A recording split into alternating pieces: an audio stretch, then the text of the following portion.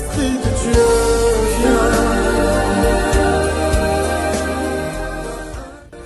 Le baptême du Saint-Esprit, c'est une expression qui nous vient des évangélistes. En Église catholique, on l'appelle l'effusion du Saint-Esprit. Donc il faut comprendre qu'être baptisé, c'est d'abord être plongé dans la mort et la résurrection de notre Seigneur et Sauveur Jésus-Christ.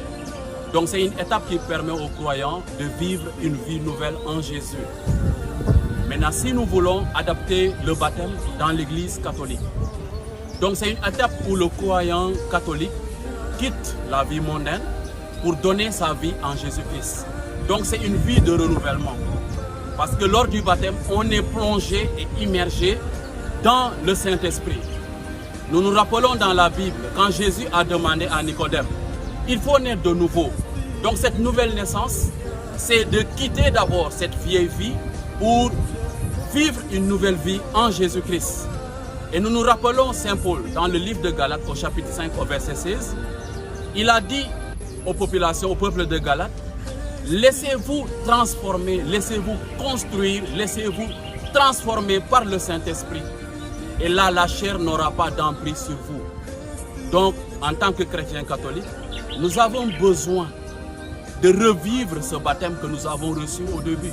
Parce que lorsqu'on recevait le baptême en tant qu'enfant, le prêtre disait, je vous baptise au nom du Père, du Fils et du Saint-Esprit. Mais en tant qu'enfant ou bien catéchumène, on n'a pas une connaissance très approfondie dans la foi. Et maintenant, si nous recevons le baptême du Saint-Esprit ou bien l'effusion du Saint-Esprit, donc nous sommes appelés à aller de loin avec le Saint-Esprit. Donc c'est une ouverture par là du Saint-Esprit où nous lui donnons toute notre vie et nous lui laissons transformer et conduire notre vie. Parce que chaque chrétien, que tu sois enfant, que tu sois grand, que tu sois femme ou homme, tu es appelé à se laisser entraîner et conduire par l'Esprit Saint. Donc cela nous permettra de vivre une nouvelle vie en Jésus.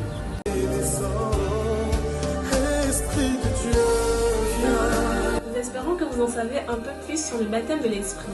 Pour aller plus en profondeur, nous vous invitons à relever ce défi. Le challenge consiste à méditer Luc 3, verset 16 et à prier la litanie au Saint-Esprit afin de lui demander une effusion personnelle dans l'intimité de sa présence. Ne passez pas ce moment seul. Invitez la famille, une connaissance, un ami afin de vivre ensemble cette intimité avec le Saint-Esprit. Par ailleurs, n'hésitez pas à vous abonner sur nos réseaux sociaux Facebook, Instagram et YouTube. Que le Saint-Esprit vous éclaire et que Dieu vous bénisse.